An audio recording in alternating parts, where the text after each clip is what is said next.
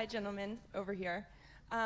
Chris, I liked in your details interview that you joked that you, Captain America, kind of had to take the stairs when all the rest of them were fighting. No. But Yeah, it's so horrible. I give all these, I'm like, you know, if Hulk, you do this impossible thing, Thor, you bottleneck a portal, and Iron Man, fly over here, and I'll take the stairs. Yeah. I'm wondering if all of you had to swap any character for the next film, who would it be and why? Ooh, man.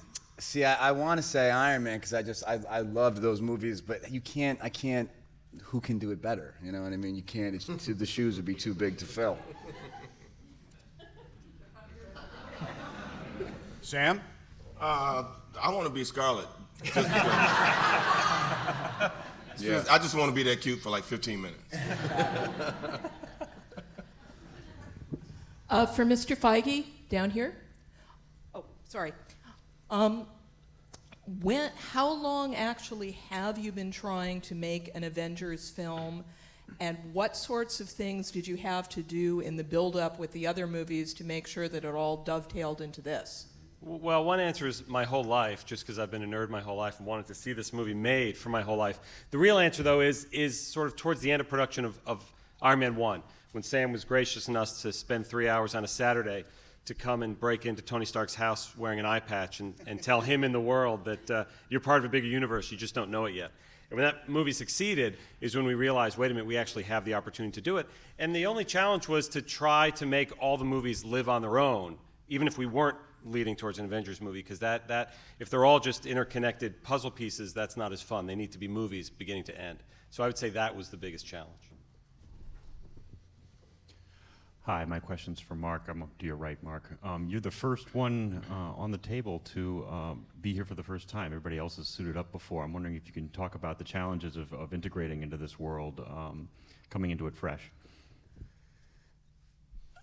It was terrifying, and I knew what my responsibility was, or I felt it just by making the mistake of going online and reading some of the fanboy responses to the announcement that I was playing the next version of Bruce Banner. That was a mistake. I will never do that again. But I've never had a role be more scrutinized and criticized even before I shot a single frame. And, you know, coming onto the set with all of these guys was pretty daunting.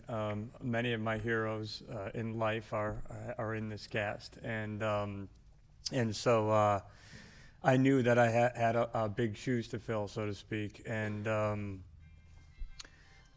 this is becoming a long run-on It could be work. Yeah, it was tough, and I wish that I had a cool costume to wear the entire time instead of a leotard that was painted like a Chinese checkerboard. Hey guys, how you doing? Dan Devey with thecinemassource.com. First of all, congratulations. Amazing movie. You pulled it off in ways I don't think anyone thought you could. It was fantastic. But for Chris and Chris, you guys get to play the kind of fish out of water people amongst the group. Can you talk about playing that, how much fun that was? And specifically, Chris Evans, for you, we're used to seeing you as kind of the jokester, the smart ass. But here, you're the straight man to Mr. Downey Jr. Jokes. What was that like, being the straight man? You know, that's his role. It's necessary, and that's kind of why I like it, because I am used to kind of leaning on cracking jokes and being a wise ass. So it's nice to kind of play it straight a little bit, and you know, that's. I think even in this film more than the first Captain America, Steve Rogers has some issues, some conflicts, some trouble, given the fact that he is, a man at a time. But given who he is as a man, his nature, he puts that second. He puts the mission first, and he's just selfless. That's, it's a fun character, I guess. Put on the suit T-shirts are going to be large, though. Put on the suit T-shirts. They're going to be large.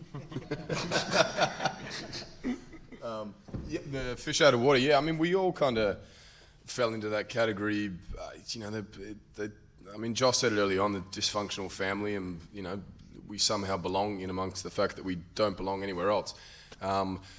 Thor, yeah, is from another planet, and I guess his motivation through, the conflict and the villain was far more personal than the rest of them because it was his brother. So, it was nice to have already shot that film and have that relationship with Tom, and you know, that was sort of my focus anyway. But I think we all, yeah, as I said, we all kind of didn't get along at the beginning, and certainly we're from some other planet or some other world, so it was fun to play that dynamic.